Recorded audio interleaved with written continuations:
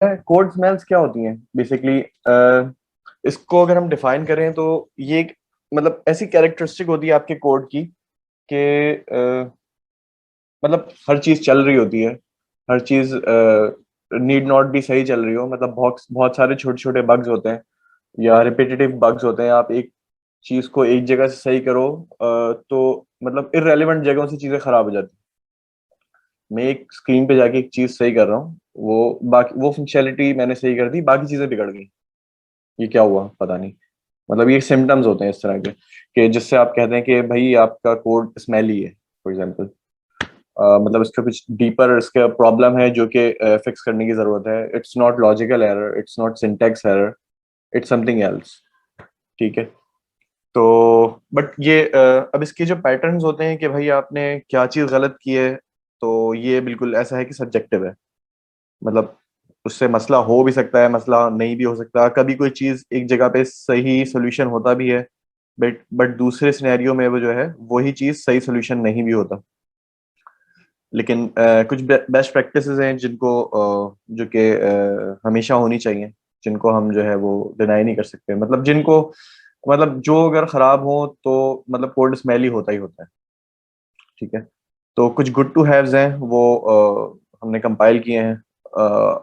और भी नेट पे बहुत अवेलेबल हैं, इसके अलावा भी हैं। मैंने कुछ 10 या 12 के करीब किए हैं जो कि बहुत ज़्यादा मुझे देखने को मिलते हैं एटलीस्ट हमारे इन्वायरमेंट में, और मैंने अब तक जितने रिव्यूज़ किए हैं उनमें। तो मैंने उनको पिक किया है, कुछ अपनी तरफ से मैंने डाले हैं, और एक जो है वो डॉक्यूमेंटेड इस तरह से करके एक सेशन तैयार किया। तो इनको देखते हैं फिर इनका सिग्निफिकेंस। अच्छा, ये कुछ इस तरह से एक दिल से एक आवाज निकलती है जब कोड खराब होता है या कुछ इस तरह। मतलब देख के पहली दफा जब कोड को देखते हैं, कुछ आपको जो है वो टोटल कमेंट आउट करना पड़ता है। वो थ्रो से यहाँ पे है, जो बंदा डस्टबिन से थ्रो कर रहा है, मतलब किसी काम का नहीं होता। आप बोलो यार ये जिस वक्त कोड लिखा होगा उस वक्त भी किसी काम का नहीं था, अभी मेरे पास जिस हालत में है, तो अब किस काम का होगा। तो ये है, कुछ लाइंस को कमेंट आउट करना पड़ता है। समझ नहीं आ रहा था ये क्या कर रही है, मतलब लिखी होती है, आपको कमेंट आउट करना है। तो ये जो बीच में जो तस्वीर है, बंदा उसको टाई डाउन कर रहा है। इसी तरह से हिरार्की को रिवाइज करना पड़ता है। बंदा बोलता है यार तोड़ो, मैं अपनी बनाता हूँ। बेसिकली अक्सर सोल्यूशन तो यही होता है कि जब रिव्यूअर रिव्यू करने बैठता है या कोई रिफैक्टर करने बैठता है, तो उसके पास एक सोल्यूशन तो बहुत अच्छा होता है कि भाई जितना कुछ लिखा है ना सबको तोड़ के दोबारा से अपना लिखा जाए। लेकिन कुछ केसेस में पैटर्न्स भी लगते हैं, उन पैटर्न्स को हम डिस्कस कर लेते हैं। मोस्टली तो जिस वक्त बनाया जाए उसी वक्त ख्याल रखना चाहिए कि यार हम ये पैटर्न्स यूज कर रहे हैं, हम जो है वो अपनी प्रैक्टिस से आउट नहीं जा रहे। अच्छा, फैक्टराइजेशन हम सब ने मैथ्स में पढ़ी है, अगर कोई मेडिकल का नहीं है तो शायद मेडिकल वाले ने भी पढ़ी है। मतलब फैक्टराइजेशन होती क्या है? फैक्टराइजेशन में होता है कि आपके पास एक बहुत अजीब सी लाइन लिखी होती है जो कि आपको कुछ उसका ताने बाने समझ नहीं आ रहे थे, यार ये क्या है, इसकी क्या मीनिंग है, क्या है। बट वो इवेंचुअली फैक्टराइज हो सकती है। मतलब जैसे अगर सेकंड मैं देखूं तो भाई यहाँ पे एक्स स्क्वायर कॉमन निकल रहा है, उसको मैंने ब्रैकेट के बाहर कर लिया, बाकी जो चीज प्रोडक्ट में रह गई थी उसको मैंने ये कर लिया। इधर से मैंने -6 कॉमन निकाल लिया। अब ये मेरे पास फैक्टर्स की फॉर्म में है कि यार ये जो लिखा हुआ है ये एक्चुअली क्या था? ये एक्चुअली था x+3 whole multiplied by x² - 6। ये था। तो अब मैं इसको अंडरस्टैंड भी कर सकता हूँ, मैं इसको विजुअली इंपेयर भी कर सकता हूँ, मैं इसको एक्सटेंड भी कर सकता हूँ। इसको मैं एक्सटेंड करने जाऊं तो पहले तो मुझे समझना पड़ेगा ये क्या है, मतलब एक पिक्टोरियल फॉर्म में। लेकिन इसको मैं जो है विजुअलाइज कर सकता हूँ, उस स्टेटमेंट को नहीं कर सकता। सिमिलरली इस स्टेटमेंट को ना मैं विजुअलाइज कर सकता हूँ, ना मेरे अंदर हिम्मत है कि मैं इसको चेंज भी करूँ या कहाँ से चेंज करूँ एटलीस्ट। बट मुझे पता लगता है यार इवेंचुअली क्या है, ये a+b का होल स्क्वायर है या होल क्यूब है या पावर 4 है या पावर 5 है, उसकी बेस पे ही पूरी इक्वेशन बनेगी। तो इसको मैं मॉडिफाई कर सकता हूँ, यहाँ पे +c लगा लिया, मैंने इसको एक्सटेंड कर लिया। इसको तो मैं एक्सटेंड करने जाऊंगा तो मुझे यहाँ पे सब जगह पे c भी साथ में एडजस्ट करना पड़ेगा, इधर भी करना पड़ेगा। अगर मैं कोई डी वेरिएबल इंट्रोड्यूस करता हूँ तो वो यहाँ भी करना पड़ेगा, यहाँ भी करना पड़ेगा, यहाँ भी करना पड़ेगा। बट अगर मैं इसको फैक्टराइज कर लेता हूँ, अब मुझे सिर्फ इसका ख्याल रखना है। I don't need to worry कि मुझे यहाँ पे क्या करना है। ठीक है। And these two are mathematically equal. Similarly code में भी यही होता है कि हम जो है वो देखते हैं यार एक काम जो है वो सिंपल इसके फैक्टराइज कर लो, फैक्टराइज करने के बाद उसमें कोई चीज ऐड करो। फिर लेकिन ये है कि जो हमने फैक्टर्स बनाए हैं वो मैथमेटिकली इक्वल होना चाहिए। ऐसा नहीं कि फैक्टराइज करने से पहले वो कोड कुछ और काम कर रहा था, फैक्टराइज करने के बाद वो वही कोड कुछ और काम कर रहा है, ऐसा नहीं होता। ठीक है। अच्छा, ये हमारा पहला कोड स्मेल है जो कि बहुत ज्यादा कॉमन है, मतलब मिस्टीरियस नेम। हम ऐसे नाम रख देते हैं कि जब कोड करने बैठते हैं, इवन मैं भी अगर कोड करूंगा और मैंने अजीब से नाम रख दिए, और मैं भी अगर 2 महीने बाद खोलूंगा तो मेरे भी सर में दर्द हो जाएगा, यार ये क्या है, मतलब ये वेरिएबल क्या कर रहा है, इसका क्या काम है, ये एग्जिस्ट क्यों करता है। और इसका और दूसरे अगर कोई सिमिलर स्ट्रक्चर, कोडिंग स्ट्रक्चर अगर मिल गया तो उसमें और इसमें क्या फर्क है। तो बेसिकली हम नेम से इनको डिफरेंशिएट करते हैं। ये सिग्निफिकेंस है नेमिंग की। अब वो चाहे फंक्शन नेम हो, चाहे मॉड्यूल का नेम हो, चाहे वेरिएबल हो, क्लासेस हो, मतलब अब ये मैंने रियल कोड से उठाया है जो कि हमारे एक रियल प्रोजेक्ट का था। मतलब ये क्या कर रहा है कि किसी कोई करंट डॉट ऑप्शन है जो कि प्रॉब्ली एक एरे होगा, उसको जो है वो लो डैश के थ्रू शफल कर रहा है, शफल करके वो शफल के एरे में डाल रहे हैं। उसके बाद एक स्टेट सेट कर रहा है करंट के नाम से, उसमें करंट की कोई वैल्यू आ रही है, मेरे ख्याल से ये करंट का ऑब्जेक्ट होगा, ये जा रहा है एक ऑप्शन का है, उसमें ये शफल्ड की एरे डाल रहे हैं। अब ये क्या है, ये मतलब शफल्ड कार्ड्स हैं, ये शफल्ड नेम्स हैं, मतलब एटलीस्ट हो ना, हो सकता है इसी क्लास में कोई और चीज भी हो एरे जो कि शफल हो रही हो, तो अगर हम नेम से डिफरेंशिएट करें तो ज्यादा बेहतर नहीं होगा कि यार इसका नाम रख दूं मैं शफल्ड कार्ड्स या शफल्ड नेम्स, ये शफल्ड ऑब्जेक्ट्स, किसी भी चीज के ऑब्जेक्ट, ताकि मुझे एटलीस्ट पता हो, मैं कोड लिख रहा हूँ ना, मुझे पता है कि मैं क्या कर रहा हूँ, तो उस वक्त तो मैं कर दूंगा। अब बाद में जब मैं देखूंगा या कोई और मेरे बिहाफ पे अगर कोई बग, मैं छुट्टी पे गया हूँ, कोई और आके मेरी जगह बग फिक्स कर रहा है, तो वो बेचारा क्या करेगा। तो मतलब इसको प्रॉब्ली कुछ ऐसा होना चाहिए था, शफल्ड कार्ड्स, और ये फिर इस तरह से यहाँ पे सेट हो रहा होता ऑप्शंस में। अभी करंट, करंट क्या, करंट टाइम, करंट कार्ड क्या। अब अगर तो सिर्फ मेरे स्निपेट में यही स्निपेट है पूरे पेज में, तो चलो किसी तरह हम मीनिंगफुल। अब वो जिस तरह हमारी डेफिनेशन में बात आई थी कि ये सब्जेक्टिव है, सब्जेक्टिव है मींस नॉट के ये कोड मैं जहां भी देखूं तो मैं मतलब मैं समझ लूं कि यार ये कोड स्मेल है, नहीं। अगर पूरे पेज पे सिर्फ ये एक ही कोड लिखा हुआ है तो फिर ठीक है, मुझे कोई जरूरत नहीं करने की, शफल कार्ड्स की बजाय शफल भी सही है। मुझे पता है इस पे और कुछ नहीं है, कभी इस कोड की जिंदगी में और कोई बिजनेस लॉजिक आनी नहीं है इस पेज पे। वैसे तो बेस्ट प्रैक्टिस है कि आप हमेशा जो है वो नेमिंग कन्वेंशन अपनी बेहतर रखें, बट स्टिल इसको जो है वो एक्सपर्ट्स कहते हैं कि भाई सब्जेक्टिव होते हैं कोड स्मेल। एक जगह अगर एक चीज अगर कोड स्मेल है तो मीन्स के अगली जगह, दूसरी जगह पे वो चीज नहीं होगी, बट फिर भी best practice is best practice.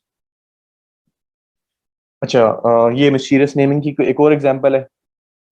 हमारे पास कोड रिव्यू में डेटा आता है इस तरह, भाई यूजर की प्रोफाइल है और उसमें जो है वो एक बटन लगा हुआ है जिसके जिसमें क्या होता है कि भाई उसने जो यूजर नेम डाला है, ईमेल डाला है, फोन नंबर डाला है, जो भी चीज़ है वो सबमिट कर दे। सबमिट पे एक फंक्शन कॉल होता है, उसका नाम है submit user data for example. अच्छा, ये बेसिकली यहाँ था, मैंने उसको यहाँ कर दिया। ये बैड एग्जांपल है, लेफ्ट साइड पे बैड एग्जांपल है, राइट साइड पे करेक्टेड एग्जांपल है। तो इसमें क्या हो रहा है कि सबमिट का बटन कॉल होता है। अब अगेन इसको जो है वो इसका नाम प्रॉपर होना चाहिए था, हो सकता है उस पेज पे कुछ और भी सबमिट हो सकता है ना भी हो रहा हो, बट फिर भी हमें proper naming convention submit user data होना चाहिए था, जो मैंने इस साइड पे उसको करेक्ट करके।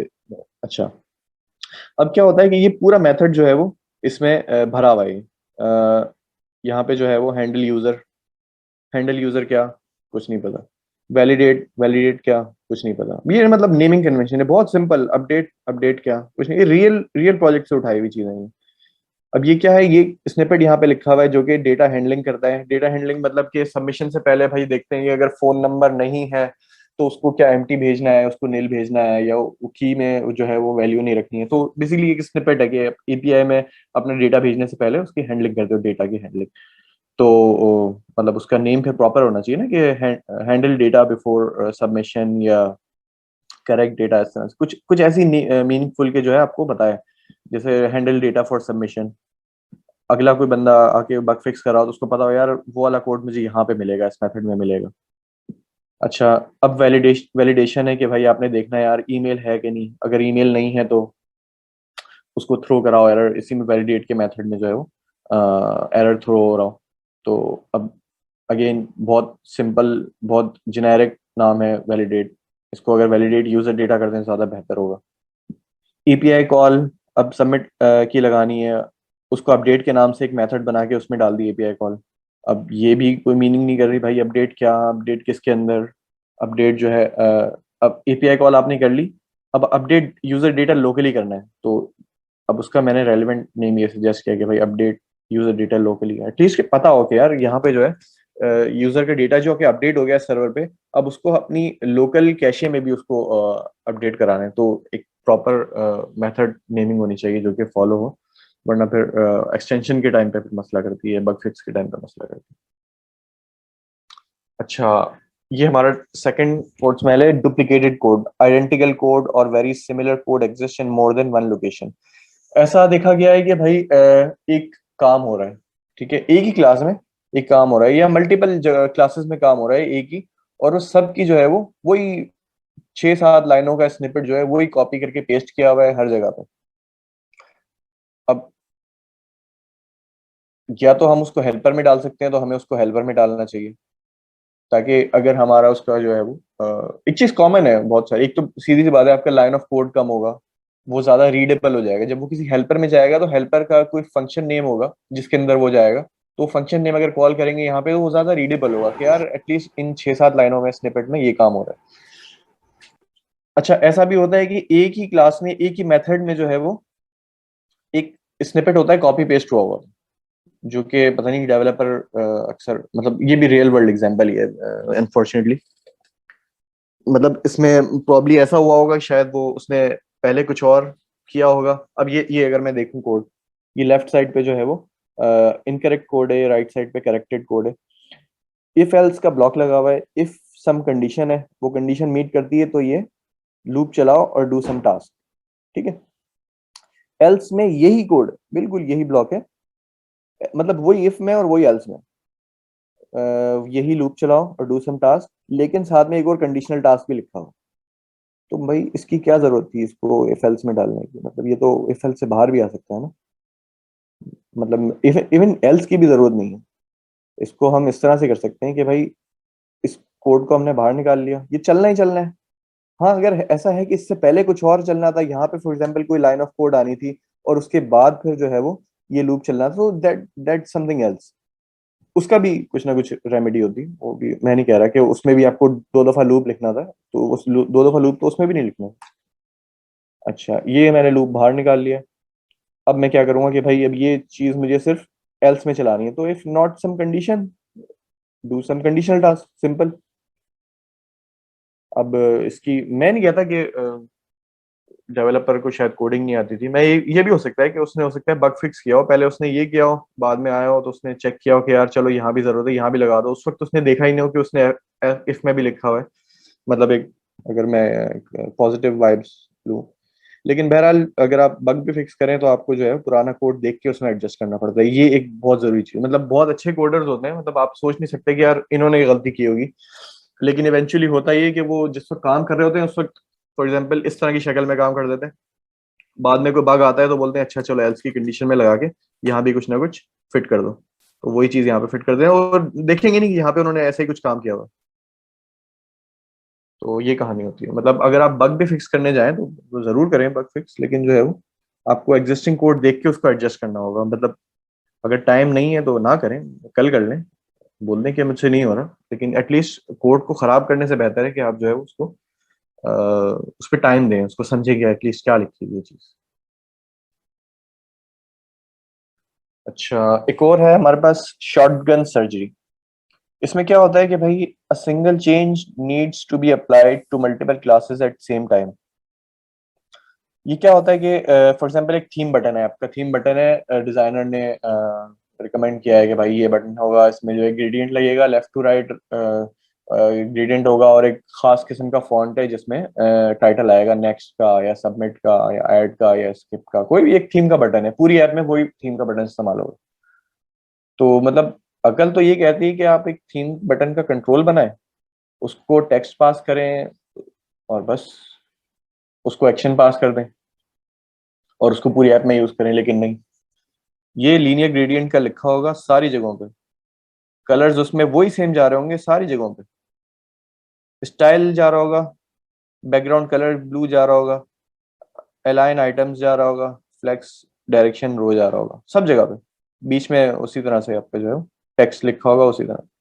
तो ये है कि अब आपको जब सही करना होता है तो फिर उसको बंदे को बताओ। अब डिजाइन चेंज हो गया, ये कलर ग्रेडियंट चेंज हो गया, अब क्या करेंगे? Shotgun surgery. शॉटगन नहीं है, गोली निकलती है, वो फैल जाती है, वो फैल के सब जगह फैल जाती है, और फिर जब उसको निकालनी पड़ती है तो सब जगह से छोटी छोटी गोलियां निकालनी पड़ती है, ये शॉटगन सर्जरी होता है। मेरा मतलब बहुत अच्छा समझ गया मैं। अच्छा, हमारे पास एक है कोर्ट्स में large class for example. Large class वो क्लास होती है कि that has grown too large, मतलब कि आपने एक ऐसी क्लास बना दी है कि आप जो फंक्शनैलिटी लगा रहे हो तो आप उस क्लास में लगा रहे हो। अब मेरे ख्याल व्यू के हिसाब से तो नहीं होगी, बट ये कोई या तो हेल्पर क्लास होगी या कोई मैनेजरियल क्लास होगी या मे बी कोई एब्स्ट्रैक्ट क्लास होगी। तो उस क्लास में आपने जो है वो सारी चीजें थोप दी हैं जो कि इंडिपेंडेंटली बहुत सारी क्लासें और भी बन सकती हो अगर आप उसमें अगर आप फोकस करें तो ये वो क्लास होती है दैट नोज टू मच और does too much. Separate large problem into smaller problem, इसका ये हल होता है कि भाई आप जो है इसमें से आइडेंटिफाई करेंगे यार इसमें क्या एनॉमलीज इसकी क्या क्या है। फॉर एग्जांपल ये क्या यूजर के डेटा को हैंडल कर रही है, ठीक है, तो यूजर के सब्जेक्ट, यूजर के मेथड्स और उसके हैंडलर्स तो सारे चलो उसमें होने चाहिए। अच्छा, अगर वो जो है वो कोई और एंटिटी को भी डील कर रही है तो उसके मेथड्स भी अगर आपने उसमें डाल दिए तो अब ये जो है वो लार्ज क्लास की फेहरिस्त में आ जाएगी।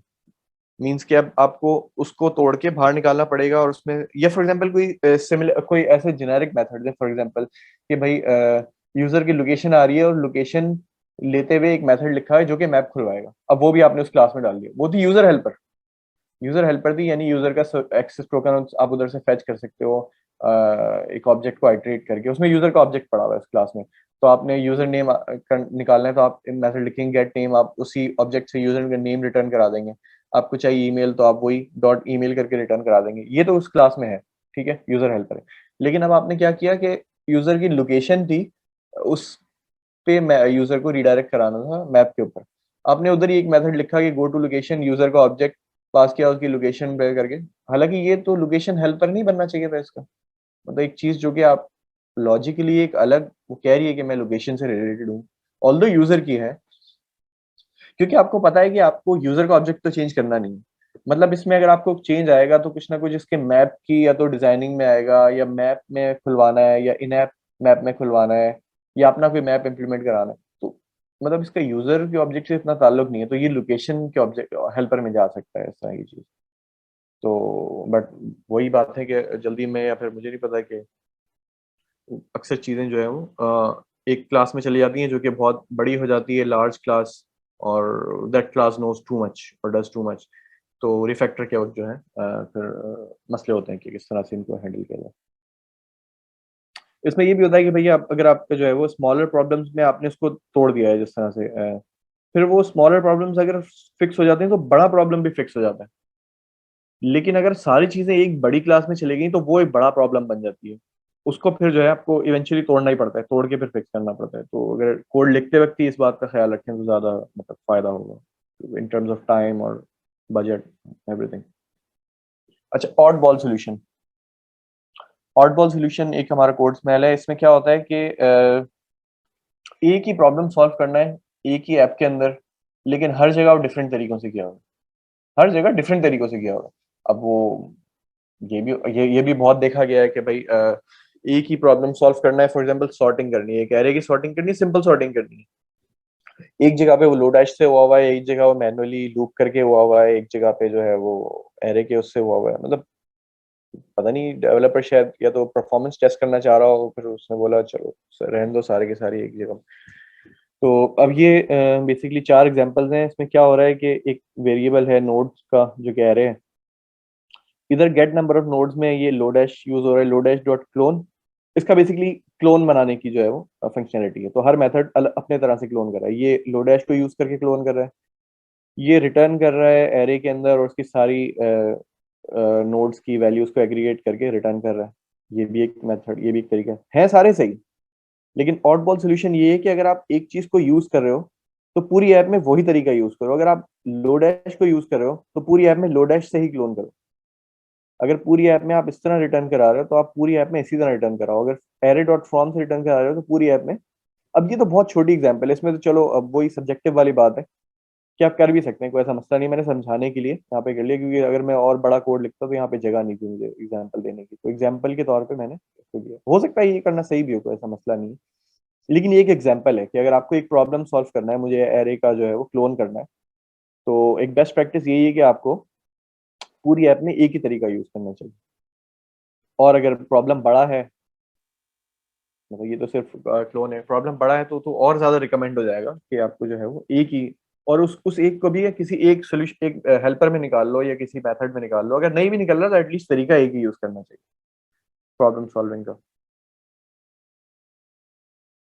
अच्छा ये है छठा हमारा है फीचर एनवी। फीचर एनवी क्या होता है कि एक आपका क्लास है ट्राइंगल,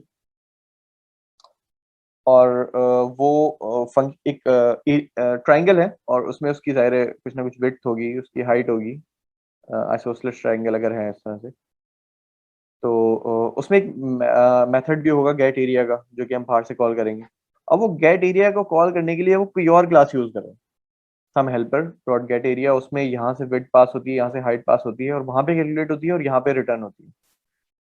तो फीचर एनवी क्या होता है कि एक फीचर जो कि आप यूज कर रहे हैं वो किसी और जो है वो जगह पे कंप्यूट करके आप लेके आ रहे हो, और ऑल्दो के उस जगह पे कोई ऐसे जिसका खास यूज भी नहीं है, और मतलब विड्थ भी आपके पास है, ट्राइंगल के पास विड्थ भी है, ट्राइंगल के पास हाइट भी है, फिर भी यहाँ पे कैलकुलेशन नहीं हो रही, कैलकुलेशन सब हेल्पर के अंदर हो रही। तो इसका तरीका यही होता है कि आप जो है अगर एक चीज के सारी कंस्टिट्यूएंट्स अगर एक जगह पे है तो उसकी कंप्यूटेशन भी वही होनी चाहिए। Implements here using calculation. अब ये फीचर एनवी की उसमें आ जाता है। अगेन ये भी सब्जेक्टिव है। अच्छा इसमें कुछ और भी हैं कि मतलब जो गलत हम ले सकते हैं इसकी। फॉर एग्जांपल हम जगह जगह यूज करते हैं यूजर हेल्पर। अब पूरी ऐप में हमें कहीं भी एक्सेस टोकन चाहिए होता है तो हम क्या करते हैं, user helper dot get access token या user helper dot get user full name, इस तरह से। तो आप बोलेंगे क्या वो भी फीचर एनवी है? कोई मुझे बताएगा कि वो फीचर एनवी है कि नहीं?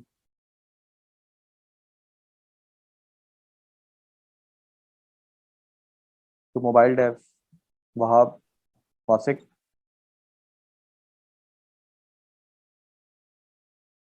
आवाज आ रही? ये फीचर एनवी की समझ आया तुम्हें इसको, मैं जो समझा रहा अभी तक तो यही समझ आया कि वो आप कंपटीशन किसी और जगह पे कर रहे हैं तो बेसिकली, लेकिन ये हूँ? है कि कॉन्ट्रास्ट कर रहा है उस बात से कि आप फंक्शनल प्रोग्रामिंग में ही होता है कि आप कोई भी एक फंक्शन एक पर्टिकुलर चीज ही कर रहा हो। अगर उस हिसाब से हम्म। देखा जाए तो वो कंप्यूट एरिया सिर्फ वही काम करेगा जो ये कंप्यूट एरिया गेट एरिया वही काम करेगा जो बस उसे एरिया के रिलेटेड ही काम करना, तो इसमें कोई साइड इफेक्ट भी नहीं आएगा और सिंपल कंप्यूटेशन होकर भी आ जाएगी। तो ये है कि अब फ्यूचर रेफरेंस के लिए भी बचा रहेगा, तो इसमें इतना तो इशू नहीं हो सकता ना। अच्छा ये तो एक सिंपल एग्जांपल है ना। मैं तो उससे स्पेशलाइज्ड सिनेरियो को इमेजिन करने की बात कर रहा हूँ। असल में यहाँ पे तो इतनी जगह भी नहीं है कि मैं कोई स्पेशल सिनेरियो सोच के यहाँ पे लिखता। तो सिंपल मैंने ट्राइंगल के लिखा है, और ये इट मेक सेंस कि अगर आपके पास ट्राइंगल की विड्थ भी इधर है, हाइट भी इधर है, तो you need not use some helper to and pass this same width and height which are already here there to calculate that. अब मैं ये सवाल मेरा ये था कि अगर मैं यूजर हेल्पर, हम लोग बनाते हैं, हम सब बनाते हैं, वो पूरी ऐप में उसको यूज करते हैं, तो क्या वो इस कंटेक्स्ट में आ रहा है कि वो तो नहीं कोई एंटी पैटर्न के भाई वो भी नहीं करना चाहिए? तो उससे कोई कंपेयर कर सकता है इस सिनेरियो को? नहीं। मैं बता देता हूँ, चलो मैं सोचा हुआ मैं बता। बेसिकली यूजर हेल्पर में क्या होता है कि यूजर हेल्पर की हमारी क्लास होती है, यूजर का ऑब्जेक्ट वहां रखा होता है, तो डेटा वहीं पे ही रखा होता है। तो अगर हम बाहर से उसको कॉल कर रहे हैं तो it doesn't make any code smell, क्योंकि उसका जो रेलिवेंट डेटा है वो यूजर हेल्पर में ही रखा हुआ है और it has to be there. तो अगर हम पूरी ऐप से कर रहे हैं कि भाई गेट जो है gate email, gate user email या गेट, तो वो ठीक है, उसमें कोई मसला नहीं, क्योंकि उसका डेटा वहीं पे रखा हुआ है। और इसको भी हम कर सकते हैं, मतलब किसी हेल्पर में कर सकते हैं, अनलेस मतलब हमारे पास कोई कोई उसकी सॉलिड रीजन होनी चाहिए, या तो फिर ये हो कि ये मेथड जो है गेट एरिया का, ये इस ट्राइंगल के अलावा भी और जगहों से यूज हो रहा हो, तब हम कर सकते हैं। मेरे ख्याल है अब बात क्लियर हो गई होगी, अब डिफरेंस क्लियर हो गया होगा अब।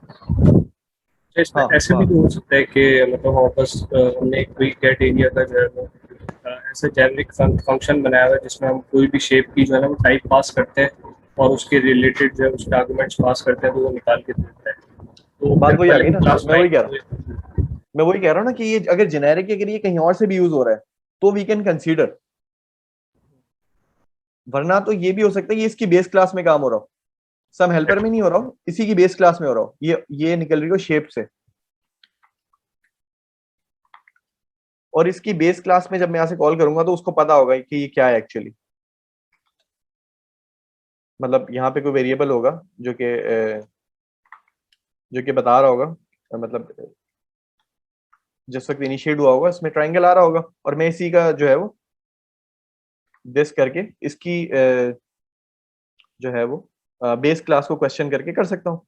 लेकिन फिर भी some helper it doesn't make any sense, but again it's subjective, इतना ज्यादा इस पे बहस नहीं करेंगे। लेकिन अब वहाब की बात सही है कि अगर जो है वो हमारे ये मेथड जेनेरिक है, मतलब और भी शेप्स अगर यूज कर रहे हैं और we can pass from here like triangle,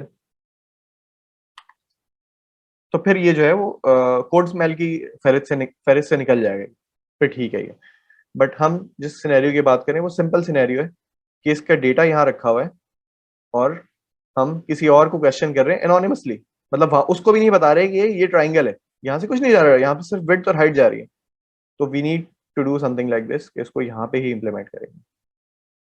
वरना अच्छे हमारे पास सोल्यूशन और भी हैं, मतलब हम इसको इसकी बेस क्लास में कर सकते हैं, हम जो है यहाँ से ट्राइंगल पास करके उसी हेल्पर में कर सकते हैं और भी चीज। तो मेरा ख्याल है कि इस पे काफी डिस्कशन होगी। अच्छा, एक हमारे पास है लेजी क्लास। लेजी क्लास क्या होता है कि बिल्कुल ये उसका ऑपोजिट है लार्ज क्लास का या बिगर क्लास का, object that knows too much. ये वो ऑब्जेक्ट है दैट डज टू लिटिल।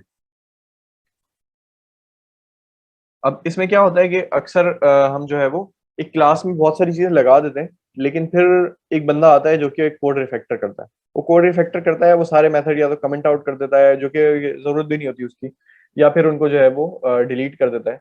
तो उसमें फिर कुछ ही मेथड्स बन जाते हैं या एक या दो बच जाते हैं, जो कि हो सकता है वो भी किसी काम के ना हो, लेकिन वो पड़े होते हैं। क्यों पड़े होते हैं? मतलब जब आप रिफैक्टर कर रहे हो तो आपने ये इस बात का भी ख्याल रखना है कि अब जो अनयूज क्लासेस हैं उनको भी क्लियर आउट करें, या एटलीस्ट अगर कोई क्लास है उसमें एक ही मेथड बच गया है तो उसको भी कहीं ना कहीं एडजस्ट करें, कोई कॉमन नेम देके। मतलब ये लेजी क्लास की फहरिस्त में आ जाता है। अब अगेन सब्जेक्टिव है, हम नहीं कह सकते कि भाई हटाओ ही हटाओ बहुत जरूरी है, नहीं ऐसा नहीं है। मतलब आप कोड स्मेल है बेसिकली। अब जितनी ज्यादा होगी उतनी ज्यादा स्मेल आएगी, जितनी कम होगी उतनी कम स्मेल होगी, उतने कम उसका इम्पैक्ट होगा, उतनी कम जो है उसका एक्सटेंड करते वक्त उसके चैलेंजेस आएंगे। So, understanding and maintaining classes always costs some time. So, if a class doesn't do enough to earn your attention, it should be deleted. Perhaps a class was designed to be a fully functional, but after some of the refactoring, it has become ridiculously small. Or perhaps it was designed to support future development work that never got done. ये भी होता है कि हम अक्सर plan कर लेते हैं बड़ी बड़ी चीजें कि हाँ हम इसमें ऐसे भी करेंगे, इसको वैसे भी करेंगे, ये भी लगाएंगे वो भी लगाएंगे, और इसकी जो है वो सारा उसका जो है स्कैफोल्डिंग जो टर्म है, स्कैफोल्डिंग करके रख देते हैं, और वो कभी भी नहीं होता वो काम। वो इवेंचुअली आता है कि आपको जो है वो 2 घंटे में फिक्स करना होता है, आप उसको जो है उसकी चेपी लगा के उसको फिक्स कर देते हो, वो उसका फोल्डिंग अपनी जगह पे रह जाती है। प्रोजेक्ट किसी दूसरे बंदे के पास जाता है, वो कंफ्यूज होता रहता है यार ये क्यों लिखा हुआ है इतना सारा कोड, मतलब इसका और उस फीचर का आपस में क्या लिंक है, ये यूज हो रहा है। अक्सर अक्सर होता है एक चीज लिखी हुई है और उसी की कॉपी लिखी हुई है जो कि आपने प्लान करके बनाई थी, यार मैं इसमें जो है ना ऐसे ताजमहल बनाऊंगा, इसका बहुत जबरदस्त इसमें जो है ना मार्बल लगवाऊंगा, मतलब वो बनी रह जाती है और वो चेपी लगी होती है, वो काम किसी और तरह से होता है। 2 या 3 लाइनों में आपने किया हुआ होता है जो कि एक जुगाड़ होती है, और वो भी दोनों एग्जिस्ट कर रहे होते हैं। अब जो बंदा बग फिक्सिंग के लिए आ रहा होता है, जिसको फीचर हैंड ओवर हुआ होता है, वो सोचता है यार इसका क्या पर्पस है और इसका कि मैं ऐसा तो नहीं इसको रिमूव कर दूं तो फंक्शनलिटी चलना बंद हो जाएगी, या उसको रिमूव कर दूं तो फंक्शनलिटी चलना बंद हो जाए। तो ये बेसिकली स्मेल में आ जाती है। अच्छा, एक हमारे पास है साइक्लोमैटिक कॉम्प्लेक्सिटी। इसमें क्या होता है कि आपके पास एक मेथड है, जिस तरह एक क्लास होती है, लार्ज क्लास हो गई थी दैट नोज टू मच, तो एक मेथड है जो कि समझ लो कि ये उसी का ही अकाउंट, मतलब एक मेथड है जो कि बहुत लंबा लिखा हुआ है। अब इसको अगर हम देखें तो ये इनकरेक्ट फॉर्म है, ये इसकी थोड़ी करेक्टेड फॉर्म है। सबमिट यूजर डेटा का वही मेथड जो हमने पहले भी डिस्कस किया था। अब इसमें शुरू में 10-12 लाइन ऑफ कोड लिखा हुआ है, एक स्निपेट लिखा हुआ है जो कि चेक करता है इंटरनेट कनेक्शन यूजर का एग्जिस्ट करता है कि नहीं करता। ये रियल कोड में देखा मैंने, मतलब ये मैंने अपने प्रोजेक्ट से उठाया था। एक स्निपेट लिखा हुआ है 10-12 लाइनों का जो कि चेक कर रहा है कि इंटरनेट कनेक्शन है कि नहीं। अच्छा, इंटरनेट कनेक्शन है, अब अगला स्निपेट आएगा, data handling in case of empty field snippet, ये इसका कुछ लिखा हुआ है 15-20 लाइनों का कोड इसी सेम मेथड में। पहले ये लिखा है, फिर ये लिखा है, लाइन स्पेसिंग भी नहीं दी हुई लाइनों में, उसमें भी जो है वो रिव्यूअर की सवाबदीद पे है कि उसको कैसे इंटरप्रेट करें। अच्छा, अगला लिखा हुआ है स्निपेट 20-25 लाइनों का कि validate user data to submit snippet. अब वो चेक कर रहा है, पहले नेम को चेक करता है, उसकी लेंथ को चेक करता है कितनी है कि नहीं, ईमेल की लेंथ को चेक करता है इतनी है कि नहीं। अच्छा, पासवर्ड है कि नहीं, पासवर्ड दोनों कंपेयर हो रहे हैं कि नहीं, बर्थ डेट डाली है कि नहीं डाली, सारी चीजें कंपेयर हो रही हैं यहाँ पे। अच्छा, फिर आ जाता है अब फाइनली अब डेटा रेडी है तो अब एपीआई कॉल लिखी हुई है, एपीआई कॉल सक्सेस हो गई तो अब नीचे उसको लोकली उसको अपडेट करने का स्निपेट लिखा है। पूरा जो है वो 100-150 लाइनों का स्निपेट है मिला के। तो एक तो बहुत सारे तो यहाँ पे होने ही नहीं चाहिए, मतलब ये चेक इंटरनेट कनेक्शन वाला स्निपेट तो इस पूरी क्लास में या पूरी ऐप में नहीं होना चाहिए, एक हेल्पर में होने चाहिए। तो या हेल्पर में भी नहीं हो तो एटलीस्ट ये जो आप एपीआई कॉल कर रहे हैं, एपीआई कॉल के वक्त ज्यादा जरूरत पड़ती है, एपीआई कॉल में आप जो है इंटरनेट कनेक्शन करके उसको कर रहे हैं जो भी आपने करना है। तो मतलब अगर बहरहाल ये ऐसा ही है, इसमें ऐसा ही होता। अच्छा, डेटा हैंडलिंग ये एक अलग मेथड में होना चाहिए, वैलिडेट यूजर डेटा ये एक अलग मेथड में होना चाहिए। एपीआई कॉल चलो यहाँ पे हो क्योंकि ये बेसिकली है ही सबमिट के लिए, तो एपीआई कॉल के आप अलग मेथड ना बनाए, वो इसमें ही हो। बट ये काम इंडिपेंडेंट है, ये तो इसका हमने डिस्कस के लिए तो होना ही नहीं चाहिए। ये हैंडलिंग, डेटा हैंडलिंग ये एक अलग मेथड में होना चाहिए, इसका इससे कोई ताल्लुक नहीं है। ये है तो एक पार्शियल सा ताल्लुक है कि आपने जो सबमिट करना है वो बेसिकली यहाँ पे सबमिट कॉल जा रही है। ये सारी इसकी डिपेंडेंसीज है, ये दोनों जो डिपेंडेंसीज हैं ये इसकी डिपेंडेंसी है, क्योंकि इसको आपने मीटअप करने के लिए ये दो काम करना जरूरी है आप। तो इसकी अब मैं नहीं, मतलब इसका ये मतलब नहीं है कि आप जो है वो जब तक कोई कोड रीयूज ना हो रहा, डेवलपर डेवलपर बोलता है कि भाई ये मैं इसको दूसरे मेथड में क्यों निकालूं, ये इस क्लास में और का यूज नहीं हो रहा, ये सिर्फ इसी मेथड में यूज हो रहा है इसमें, फिर तो मैं इसको अगले मेथड में क्यों निकालूं। मतलब या तो रीयूज हो रहा हो तो मैं इसको निकाल लूं, इसको अलग अगले मेथड में निकाल लूं ताकि दूसरी जगह मुझसे भी कॉल हो जाए। नहीं, यूज नहीं हो रहा, वाकई यूज नहीं हो रहा। लेकिन इसका इसका फीचर, इसका सिर्फ आप रीयूजेबिलिटी के लिए दूसरे मेथड में नहीं निकालते, आप रीडेबिलिटी के लिए भी निकालते हो, कोड को रीड करना भी हो आपको होता है। तो अगर अब मैं इसको दूसरे मेथड में निकाल लूँ तो एटलीस्ट मुझे पता है कि यार यहाँ पे सिर्फ जो है वो हैंडलिंग होती है। फॉर एग्जाम्पल अगर मैं for the sake of debugging इसको कमेंट आउट भी करना चाहूँ तो सिर्फ एक लाइन में कमेंट आउट करूंगा और मैं डिबगिंग करने में कामयाब हो जाऊंगा। ये वैलिडेशन मुझे रोकनी है किसी तरह से, तो मैं जो है उसको यहाँ पे कमेंट आउट करूंगा, वैलिडेशन रुक जाएगी, बाकी सारा काम हो रहा होगा तो मैं अपनी डिबगिंग कर सकूंगा। मतलब मैं अगर बग फिक्सिंग के लिए अपॉइंट हुआ हूँ उस प्रोजेक्ट के अंदर किस तरह से। लेकिन अगर ये सारे स्निपेट लिखे होंगे तो इट वुड बी, मतलब कितना टाइम लगेगा मुझे ये, और वो लाइंस आपस में इंटरमिक्स होंगी, मतलब कुछ डेटा हैंडलिंग की लाइनें इसकी लाइनों के बीच में लिखी हैं, कुछ वैलिडेशन की लाइनें इसकी लाइनों के बीच में लिखी हैं। तो मेरे ख्याल है अब मकसद वाज़ेह होगा कि यार इनको क्यों हमें अलग मेथड्स में निकालना चाहिए, ऑल्दो कि रीयूज नहीं हो रहे फिर भी। तो ये इसका करेक्टेड फॉर्म है, ये तो बिल्कुल इरेलीवेंट है, ये तो निकल गया। डेटा हैंडलिंग का एक अलग मेथड बन गया भाई, उसका नाम हो गया हैंडल डेटा फॉर सबमिशन। अब अगेन उनकी नेमिंग कन्वेंशन ये हमने पिछली एग्जांपल में, फर्स्ट एग्जांपल में कंसीडर की थी। Validate user data to submit snippet ये एक अलग मेथड में चला गया। एपीआई कॉल का डेटा यहाँ, एपीआई कॉल की जो है वो लाइंस ऑफ कोड यहाँ पे आ जाएंगी। एंड में जो है वो update user data snip user data locally, इसका भी एक अलग मेथड आएगा क्योंकि ये भी जो है प्राइमरीली इससे कंसर्न नहीं है, ये हमारी जो है वो रिक्वायरमेंट से कंसर्न है। अच्छा, अगला हमारा कोड स्मेल है कि भाई टू मेनी पैरामीटर्स। अब एक फंक्शन है, उसने काम करना है और हम उसको भिजवा रहे हैं 6 पैरामीटर। तो अब मुझे नहीं पता कि प्रैक्टिस में क्या है, लेकिन उमूमन मेरे ख्याल है 3 पैरामीटर से ज्यादा होते हैं तो मतलब एक मॉरल बिल्ड होना शुरू हो जाता है कि यार इसको रिफैक्टर करें। और मेरे ख्याल है कुछ प्रैक्टिसेस में है कि 3 या 4 पैरामीटर्स से ज्यादा पैरामीटर्स जो है वो नहीं होने चाहिए, या it doesn't make any sense. तो उसके किस क्या तरीके हैं कि आप उनको जो है वो कम कर सकते हैं। आप एक ऑब्जेक्ट बना सकते हैं, उस ऑब्जेक्ट में वो सारी वैल्यूज डाल दें और वो ऑब्जेक्ट एक सिंगल पैरामीटर में पास कर दें, सिंपल। कोई यूटिलिटी क्लास बना दें जो कि उसको हैंडल कर रही हो।